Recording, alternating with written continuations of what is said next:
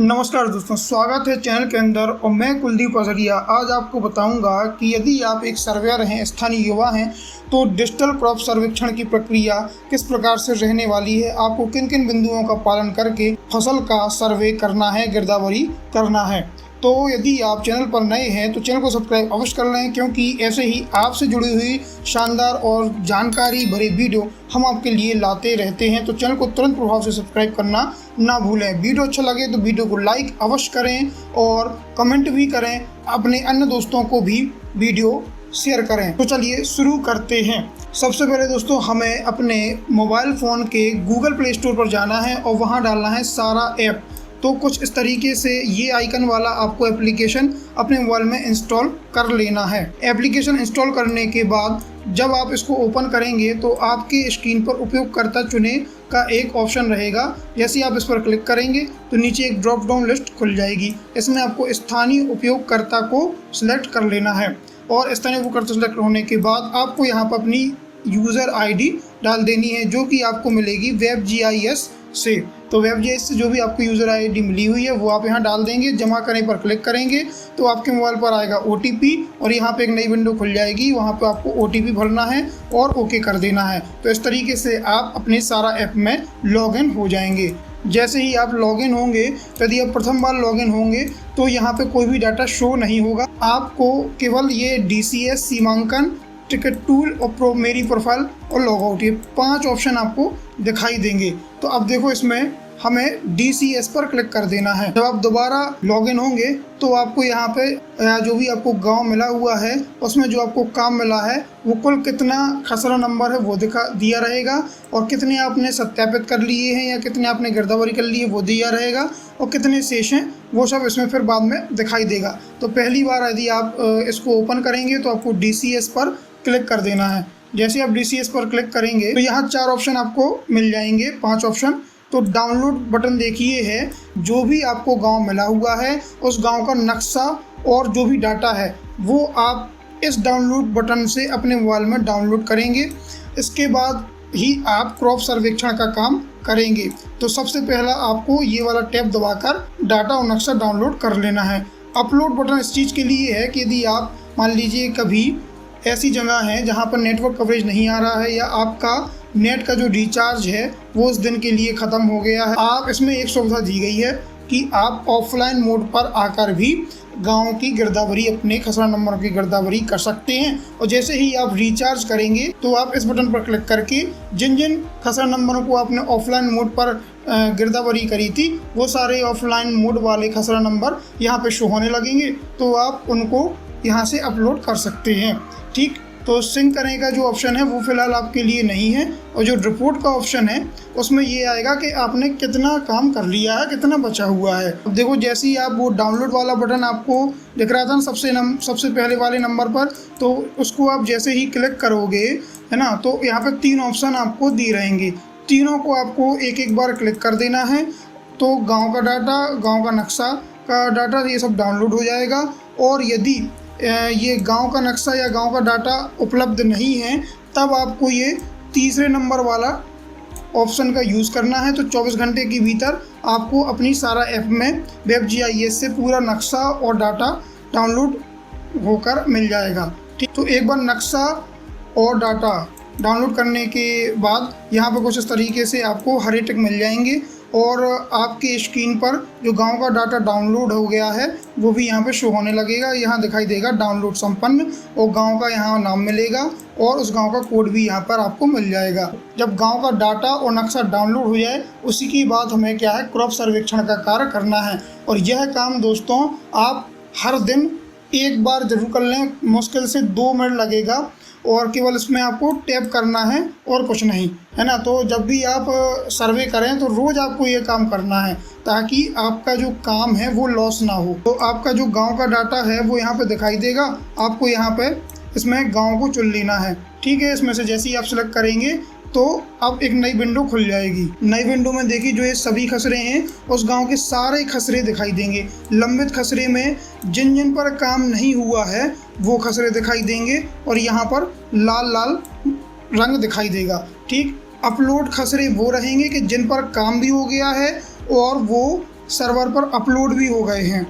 Upload हेतु बाकी में वह कराएंगे कि जो आपने ऑफलाइन मोड में किए हैं, ठीक, तो वो वाले खसरे जिनकी गिरदावरी हो चुकी है वो यहाँ पर रहेंगे। और जैसे ही आप नेट कवरेज एरिया में आ जाएं या रिचार्ज अपना कर लें तो आप यहाँ पर जाकर भी उनको सर्वर पर अपलोड कर सकते हैं, ठीक। और यदि आप सिंक का बटन दबा देंगे तो ये ऑटोमेटिक भी अपलोड हो जाएगा, लेकिन मेरी आपसे रिक्वेस्ट है कि यह काम आप खुद से करें, ठीक। अब जो पुनः अवलोकन हेतु वाला है, तो इसमें जैसे मान लो आपने किसी खसरा का गिरदावरी किया, वो जाएगा सुपरवाइज़र के पास में, और सुपरवाइज़र हैं पटवारी जी। तो पटवारी जी के सारा ऐप में जो जो काम जिन जिन खसरा नंबरों पर आपने किया है वो सारे खसरा नंबर सुपरवाइज़र पटवारी जी के ऐप में दिखाई देंगे। अब जिन पर सुपरवाइज़र पटवारी जी सहमति दे देंगे तो वो तो ठीक है, लेकिन जिन पर सुपरवाइज़र पटवारी सहमति नहीं देंगे तो वो आपके ऐप में फिर से दिखाई देंगे। और जैसे यहाँ पे ये लाल दिख रहा है ना, तो उनमें दिखाई देगा पीला, ठीक है। इस पर और विस्तृत बात करेंगे अपन आगे। अब इसमें जो लास्ट ऑप्शन है वो है खाते बार। तो अभी देखो इसमें बाय डिफ़ॉल्ट रहेगा खसरा बार, मतलब कि हर एक खसरा नंबर का इसमें डाटा रहेगा। खाते बार में रहेगा किसान बार कि एक किसान के पास कितने खसरा नंबर हैं, है ना। तो वो यदि आप जैसे मान लो किसी किसान से मिले आप और उस किसान के सारे खसरों की जानकारी आप लेना चाहते हैं कि उसके पास कौन कौन से खसरा नंबर हैं, है ना, तो आप खाते बार जाइए, उस किसान का नाम सर्च कीजिए, तो आपको उस किसान के सारे खसरे नंबर वहाँ पे एक साथ उपलब्ध हो जाएंगे। तो खतौनी टाइप का है। खतौनी क्या होती है यह यदि आप जानना चाहते हैं तो आप डिस्क्रिप्शन में लिंक दी गई है वीडियो की, वो आप वहाँ पर जाकर देख सकते हैं। अब जैसे आप किसी भी जो रो शो हो रही थी किसान की या खसरा नंबर की, उस पर आप क्लिक करेंगे तो एक नई विंडो खुल जाएगी सामने। उसमें देखो यहाँ नाम रहेगा किसान का, वो खसरा नंबर जो भी है वो यहाँ शो होगा, उसका क्षेत्रफल कितना है वो यहाँ शो होगा। अब हमारे काम की चीज़ इसमें देखिए क्या है कि ये जो लोकेशन वाला एरिया है, यहाँ पे जो नंबर दिख रहा है यदि वो 100 से नीचे है तो फिर ये जो ऐप है वो कहेगी कि आप सटीक जगह पर खड़े हुए हैं, ठीक। अब यदि 100 के ऊपर है तो फिर ये इसमें ऑप्शन आपको नहीं मिलेंगे गिरदावरी करने की। इसलिए आपको ये देख लेना है, सुनिश्चित कर लेना है कि आप जब भी गिरदावरी करें तो वो जो नंबर है वो 100 से नीचे का यहाँ पे लोकेशन में दिखना चाहिए। साथ में ग्राम से आपकी लोकेशन की दूरी कितनी है वो यहाँ शो होगी, और आप जहाँ खड़े हुए हैं वहाँ से जो भी खसरा नंबर आप गिरदावरी कर रहे हैं उसकी दूरी कितनी है वो वहाँ पर दिखाई देगी। आपका वहाँ पे किसान उपलब्ध है तो आप वहाँ पे किसान का नंबर भी, मोबाइल नंबर भर सकते हैं, ठीक है। नीचे यहाँ पे 3 प्रकार के ऑप्शन दिए गए हैं फसलों के, एक मौसमी फसल, दूसरा वार्षिक फसल और तीसरा है फसलोद्यान और वानिकी। साथ ही रिक्त भूमि भी यहाँ पर दी गई है। तो देखो मौसमी फसलें जैसे खरीफ में बोई गई फसलें हो गई और रबी में और जायद में बोई गई फसलें, इन्हें ये आएंगे अपनी मौसमी फसल के अंतर्गत। कुछ वार्षिक फसलें होती हैं जो 2-2, 3-3 साल वाली रहती हैं। जैसे गन्ना की फसल एक बार बो दी जाए तो अधिकतम 3 साल तक उसको अपन ले सकते हैं, तो वो आएंगे अपनी वार्षिक फसलों में, ठीक है। और जहाँ बाग बगीचा हो, कृषि वानिकी वगैरह हो तो वो सब इसमें आ जाएगा, ठीक। और जहाँ पर सरकारी ज़मीन है या निजी ज़मीन है और वहाँ कोई भी फसल नहीं बोई गई है, साथ में ऐसी ज़मीन जहाँ पर कृषि ना हो करके कोई और काम हो रहा है, तो वो सब चीज़ें आ जाएंगी आपकी रिक्त भूमि में। तो अब इनके अंदर चलते हैं। तो अब जैसे ही मौसमी फसल या फिर वार्षिक फसल में क्लिक करेंगे तो यहाँ पे आपको शेष क्षेत्रफल में उस जो एरिया का क्षेत्रफल, उस खसरा नंबर का जो क्षेत्रफल है वह दिखाई देगा। फिर यहाँ फसल जोड़े पर आपको क्लिक करना है और जो भी फसल आप उसमें खसरे या खेत में बोई गई है उसको आपको यहाँ पे सर्च कर लेना है। सर्च करेंगे तो यहाँ पे आपका फसल का नाम शो होने लगेगा, वो बोई गई है या रोपी गई है। जैसे धान है रोपा जाता है और अधिकतर जो फसलें हैं वो बोई जाती हैं, तो आपको यहाँ पे रोपा भी ऑप्शन रहेगा, बोया भी रहेगा, तो वो आपको चूज़ कर लेना है, ठीक। फिर वो जो फसल की किस्म है वो देसी प्रकार की है, प्रमाणित है या हाइब्रिड है, तो अधिकतर रहती है देसी और प्रमाणित, हाइब्रिड बहुत कम रहती है, ठीक। फिर जो बीज का प्रकार है वो आप किसान से भी पूछ सकते हैं और अधिकतर क्षेत्रों में लगभग एक ही बीज का प्रकार रहता है, तो यदि आप 1-2 किसान से थोड़ा अनुमान ले लें तो आप वही भी भर सकते हैं, ठीक। यदि वो फसल असंचित हो तो यहाँ असंचित डाल देंगे, यदि सिंचित है तो यहाँ पे आप सिंचित पर क्लिक कर देंगे। जैसे सिंचित पर क्लिक करेंगे तो वहाँ पे आपको पूछेगा सिंचाई का प्रकार क्या है, सिंचाई का जो साधन है वो क्या है, कुआं है, हेडपंप है, वो सब ऑप्शन यहाँ पे फिर खुल जाएंगे। फिर यहाँ पे आपको कैमरे वाले बटन से जाकर जो भी आपकी लोकेशन में जो खेत की फसलें हैं उनको आपको खींच लेना है, फ़ोटो ले लेना है। ठीक, अब यहाँ बुआई का क्षेत्रफल और शेष क्षेत्रफल से क्या मतलब है, देखो अभी बाय डिफ़ॉल्ट रहेगा 0.11 मान लीजिए इस खेत का क्षेत्रफल है। अब इस खेत में दो फसलें बोई गई हैं, एक सरसों है और एक है उड़द। ठीक, अब आधे में बोई गई है सरसों की फसल, मतलब इसका 110 का आधा क्या हुआ 0.055 आरे। ठीक, तो 55 आरे में बोई गई फसल है सरसों। आपने यहाँ पे सरसों डाला, सब कुछ कर दिया। जैसे ही आप इसमें 0.055 डालेंगे तो यहाँ पर शेष क्षेत्रफल में बाकी का रकबा यहाँ शो होने लगेगा और फिर इसमें आपको अगली फसल डालने का यहाँ मौका मिलेगा। तब आप उसमें उड़द भरेंगे और बाकी पूरा काम वैसे का वैसा करेंगे और फिर यहाँ पे आप बुआई का क्षेत्रफल यदि पूरा है उड़द तो यहाँ पूरा भर देंगे। यदि कोई और फसल भी उसमें जोड़ना चाहते हैं तो रकबा जितना यहाँ पे कम करते जाएंगे उतना से क्षेत्रफल यहाँ पे दिखता रहेगा। यदि ये पॉइंट समझ में ना आया हो तो आप कमेंट करके मेरे से अलग से भी पूछ सकते हैं और मुझसे व्हाट्सएप भी कर सकते हैं। मैं अपना नंबर डिस्क्रिप्शन में दे दूंगा। जैसे आप गिरदावरी कर लोगे उस खसरे नंबर में तो यहाँ पे 2 रो शो होंगी। अब उनमें से यदि आपने कोई मान लीजिए गलत गिरदावरी कर दी है तो यहाँ डिलीट का ऑप्शन रहेगा, तो डिलीट के ऑप्शन में जाकर इसको आप डाटा को डिलीट कर सकते हो, लेकिन यह काम आपको अपलोड करने से पहले करना होगा। और यदि आपने सही काम किया है और उसको अपलोड करना चाहते हो तो सीधे आप यहाँ पे अपलोड के बटन पर क्लिक कर देंगे तो ये जो डाटा है आपका के सर्वर पर अपलोड हो जाएगा। अब देखिए पुनः अवलोकन वाले टैब की फिर से एक बार बात कर लेते हैं। तो आप जो भी गिरदावरी करोगे, जिन खसरा नंबरों की गिरदावरी करोगे वो जाएंगे सुपरवाइज़र के पास। यदि उनमें से असहमति मिलती है तो वो फिर से वापस आ जाएंगे आपके पास में। ठीक, तो वो देखेंगे यहाँ पे पुनः अवलोकन में पीले कलर से। ठीक, अब यदि आप इन पीले कलर वालों को फिर से करते हो, ठीक, तो ये फिर से जाएंगे सुपरवाइज़र के पास। यदि इनमें सहमति हो गई तब ठीक है और यदि इनमें असहमति हुई तो ये फिर से आपके पास आ जाएंगे और इसमें ये ग्रे कलर से शो होंगे। लेकिन अब इन पर आपको पुनः गिरदावरी करने का मौका नहीं मिलेगा। ये जो काम रहेगा ये गिरदावरी का काम पटवारी साहब ही करेंगे इन नंबरों पर। ठीक, तो आपको केवल जो पीले नंबर वाले हैं उन्हीं में आपको गिरदावरी फिर से करना रहेगी। अब यदि आपको किसी खसरे नंबर पर जाना है तो आप उस खसरे नंबर पर पहले तो क्लिक कीजिए। ऐसे क्लिक करेंगे तो ये जैसे पहले हमने बताया था वैसे ही फिर से खुल जाएगा और यहाँ पर जो है लाइव लोकेशन यहाँ पे शो होगी। तो आपको इस वाले बटन पर यहाँ पर जो यहाँ 30 नंबर दिया ना, इस वाले बटन पर आपको क्लिक कर देना है। जैसे आप इस पर क्लिक करेंगे या इस पर भी आप क्लिक करेंगे, ठीक, तो कुछ इस तरीके से यहाँ पे आएगा। आपको यहाँ ओके पर बटन दबा देना है। सैटेलाइट इमेज के साथ में भू अभिलेख का नक्शा यहाँ पे शो होगा। अब देखिए ये जो नक्शा शो हो रहा है उसमें आप मान लीजिए किसी भी खसरे नंबर पर आप क्लिक करते हैं तो इसमें अब देखो 2 चीज़ें हैं। यदि यहाँ बॉर्डर पर नीला रंग शो हो रहा है तो उसका मतलब ये है कि उस खसरा नंबर की गिरदावरी नहीं हुई है और यदि बॉर्डर पर हरा रंग शो हो रहा है तो मतलब है कि उस खसरा नंबर की गिरदावरी हो चुकी है। यदि गिरदावरी नहीं हुई है तो आप उस पर क्लिक करेंगे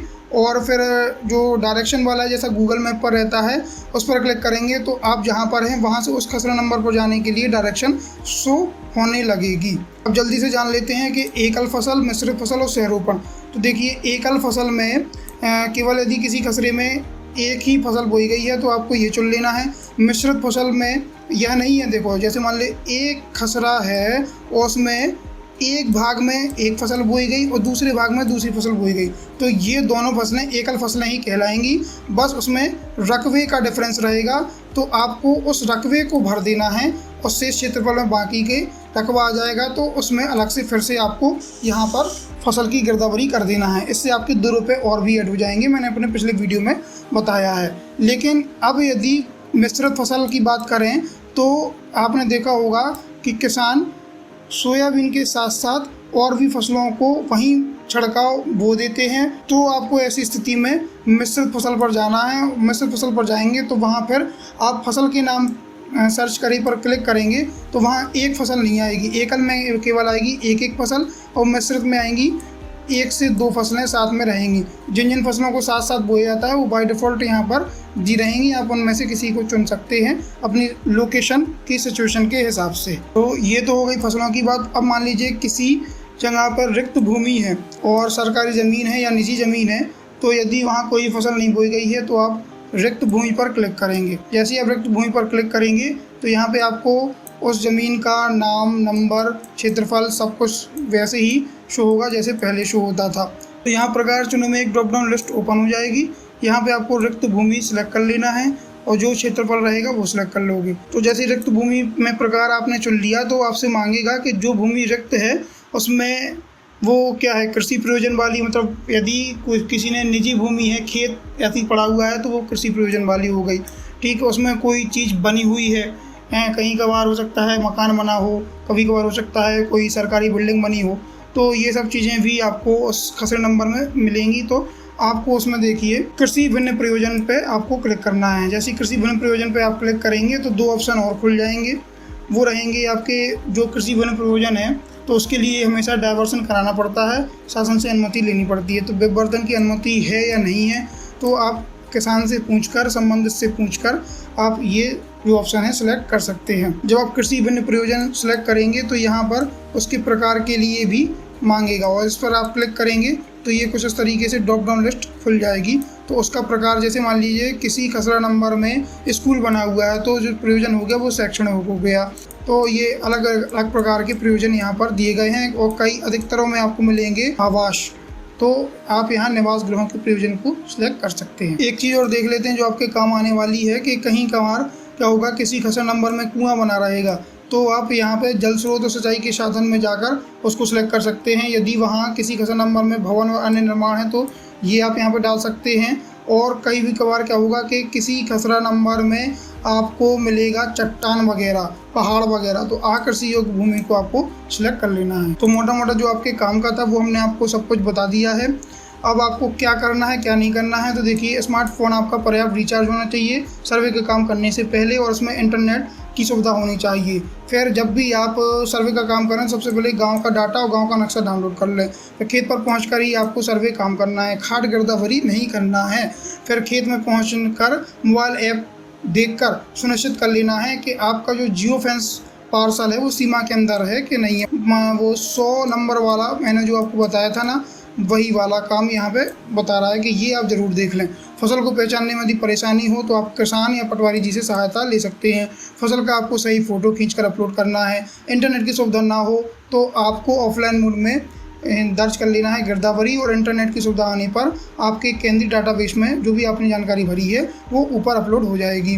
यह काम आपको सुबह 10 बजे से लेकर शाम के 6 बजे के बीच में ही करना है। अब आपको क्या नहीं करना है तो ये देख लेते हैं। जो भी आपको गांव खसरे मिले हैं उसके अलावा अन्य गांव खसरों को आपको बिल्कुल देखना भी नहीं, उसमें कोई काम नहीं करना है। ठीक है, फसल की अस्पष्ट फ़ोटो नहीं खींचना है। फसल के अलावा अन्य वस्तु का फ़ोटो खींचकर फसल की जानकारी दर्ज नहीं करना है।